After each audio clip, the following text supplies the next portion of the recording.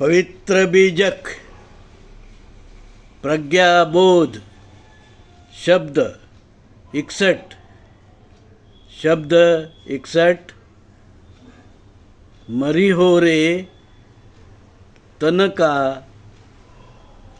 ले करी हो।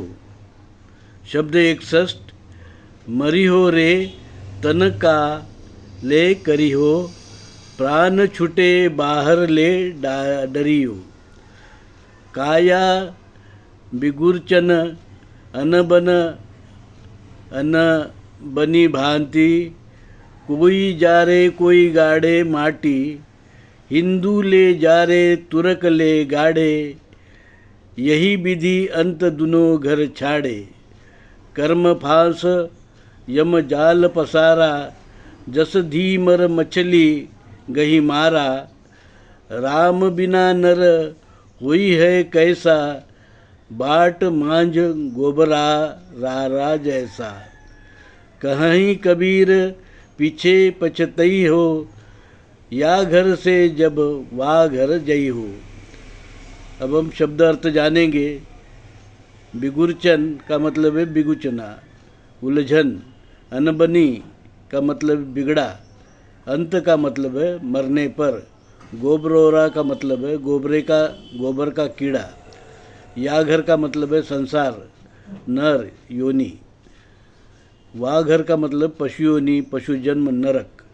प्रज्ञाबोध। अब हम प्रज्ञाबोध जानेंगे।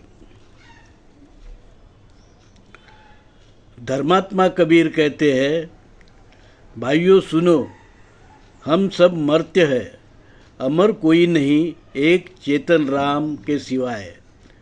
मृत्यु के बाद इस शरीर का विदेशी यूरेशियन वैदिक ब्राह्मण धर्म के लोग क्या करते हैं, विदेशी तुर्की धर्म के लोग क्या करते हैं? या तो वे जलाते हैं या दफनाते हैं। मृत्यु के बाद प्राण रहित इस नश्वर शरीर की दशा यही होती है। फिर इस शरीर का घमंड किस लिए, अहंकार किस लिए? कबीर साहब कहते हैं, भाई कर्म फांस और कर्म फल से कोई बच नहीं सकता। हम सब मछली जैसे है, जो धीमर के जाल में आ गया वो मर गया। इसलिए संसार में जो मृत्यु का जाल बिछा है, उसे देख कर चलो, उससे बचो और जीवित रहते अच्छे कर्म करो। यही मौका है सदधर्म का पालन कर जीवन को सफल बनाने का। नहीं तो नरक के कीड़े गोबरेला जैसे तुच्छ वस्तु गोबर का मल का जीवन यथार्थ समझकर इकट्ठा करते रहोगे और अंत में पछताओगे। कर्म फल के सिद्धांत को पहचानो। मूल भारतीय हिंदू धर्म इसी कर्म फल को आसान शब्द भाषा में बताते हुए कहता है, जैसे करोगे वैसे भरोगे।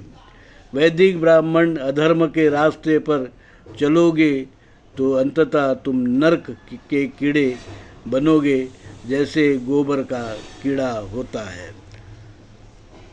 साधु साधु साधु।